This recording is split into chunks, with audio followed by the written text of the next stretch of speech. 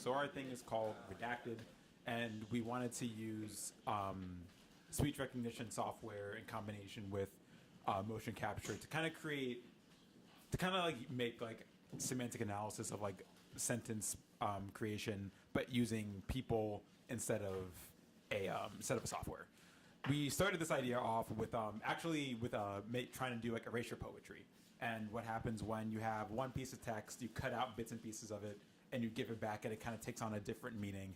We started with the P5 text-to-speech, or speech-to-text, I would say, for the purpose of censorship. Basically, the program would take our input through a microphone, and it would translate it into text in real time. It would take it line by line.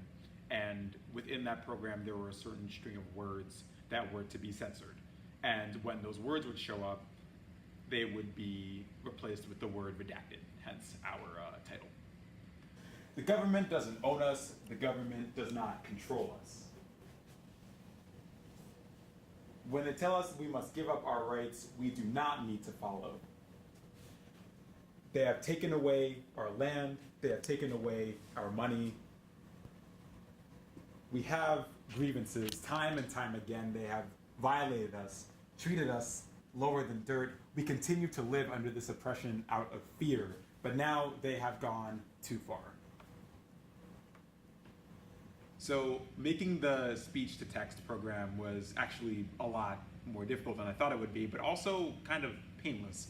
The P5 library that we use was called p5.speech, which was developed at NYU, I think fairly recently. So it started with this idea of, hey, can we like take speech and automatically have it be censored? And I remember talking to Atish about it, and he said, well, you could do that, but it's actually incredibly difficult because of this idea of semantic analysis, where the computer would have to basically assign a value to every word and say what words are like quantifiably good, what words are quantifiably bad, and then censor those words according to those parameters. And even just breaking it down into line by line reading was a hard process, because originally it would take the entirety of a speech, it would show that entire speech, and then it would stop. So we'd have to restart it and then have to talk into it all over again and restart the speech. So going from reading entire chunks of text at once to having it be a continuous process where it would continually take individual lines and censor them was a part of the, I guess, the debugging process. The reference to oppressive governments and to censorship, the idea that I was thinking about specifically was in China when they censored the Me Too movement, and how people got around that was to use the rice bunny emojis that refer to Me Too. So it sounds like that, but it's not using like the direct words that would actually be censored. So that's one of the questions that we're asking, like how do you get around censorship in an oppressive government?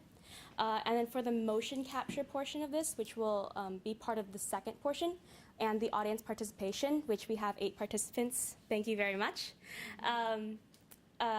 One of the other questions that we're asking is, how do people communicate with each other when they're placed under restrictions? So the restrictions that you'll face, that these participants will face in this project, are that you can't verbally communicate with each other, and the motion capture system tracks your proximity to each other. So if you get too close for too long, then an alarm will sound and I will arrest you. So, so you have to find a method to subvert that and to try to communicate with each other towards a communal goal, which is on your cards. All right, sir, I'm going to arrest you. Do you have any final words? Citizens, I call on you to continue the message that I could not continue, as the man has put me down. I give you a new goal. Your goal is to recreate a speech that can bypass all of their filters and put it up somewhere where everybody can see it. I leave this in your hands. So a large part of our project was the audience participation that made it more game-like, and we were really pushing that element. So what we did was create role cards for each of the participants, and they have different positions on them. Let me just read one of them out. For example, the politician it says, you cannot show this card to anyone else.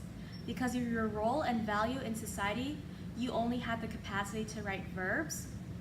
And then it has a few instructions that are similar with all the other cards, which is that the goal among the community is to express the sentiment that the government is evil in the form of a speech that will pass by government censors, and that people have to work together in order to form coherent sentences.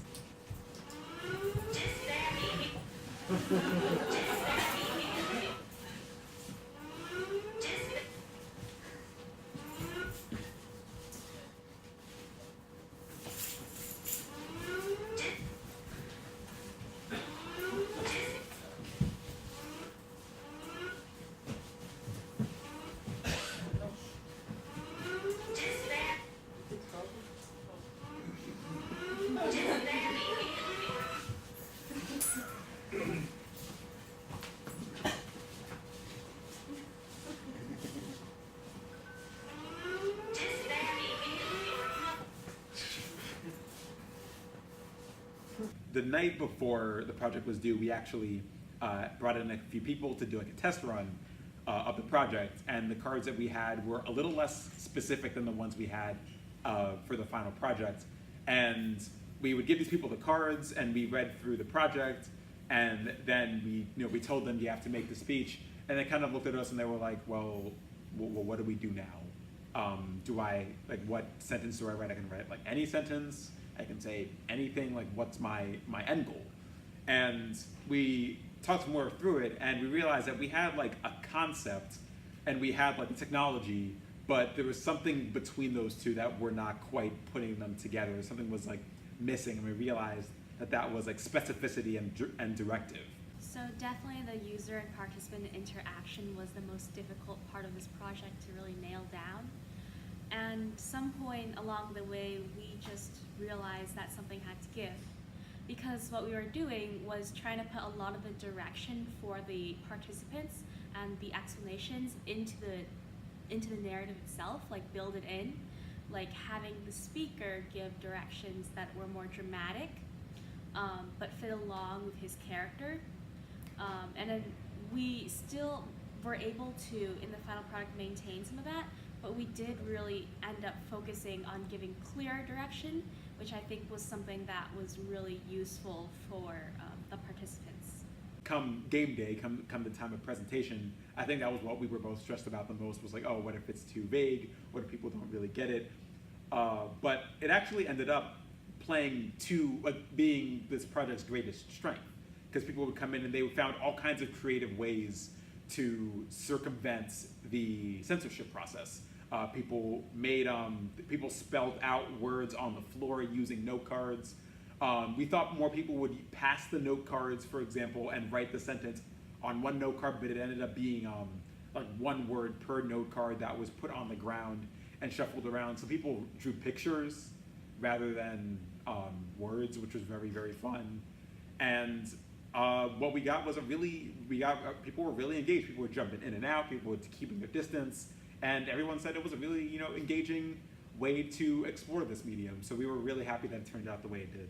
Okay, we call on one citizen among you to speak for you all. Who is the speaker? I am the speaker.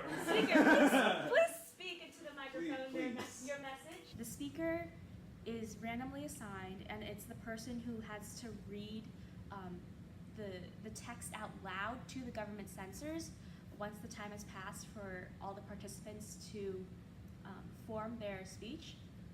And the speaker does have an interesting role and power, because they can decide what order that sentences are read in, or they can decide what order words go in. It is possible. We are capable and strong.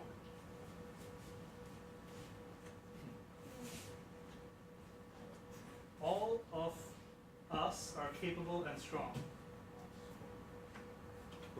Sorry. Together are capable and strong.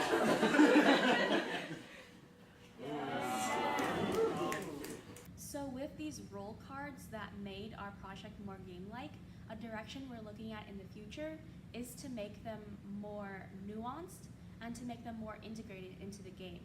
Because at this point, what we have is like students can only write pronouns, and that's basically the entirety of the role. But in the future, we might be interested in making it such that a student has other motivations as well, and that can affect how the speech turns out. In the future, something that Jeff Snyder actually recommended was maybe instead of taking a word and replacing it with redacted, it could just leave a blank space that was the length of the word, and even that would have taken more time to code, because it would have to take the length of the word, take the number of characters in it, replace each of those characters with a blank space, and then input that back into the resulting text that would show up. Another direction that we were looking for moving on with this project in the future that we think could be interesting is adding more components of government interference. So what we had in this project were the rules that the participants aren't able to speak verbally to each other, and that with the motion capture system, they can't be within close proximity to each other because there's no right of assembly in a corrupt government. But then we were looking at like other potential methods, like what if one of the participants was actually a government agent, like somebody who has a different motivation from the rest of the people? How could that person interfere with the process and try to like make it more difficult for the participants who have the communal goal of rebelling against the government? Burn House of Pigs.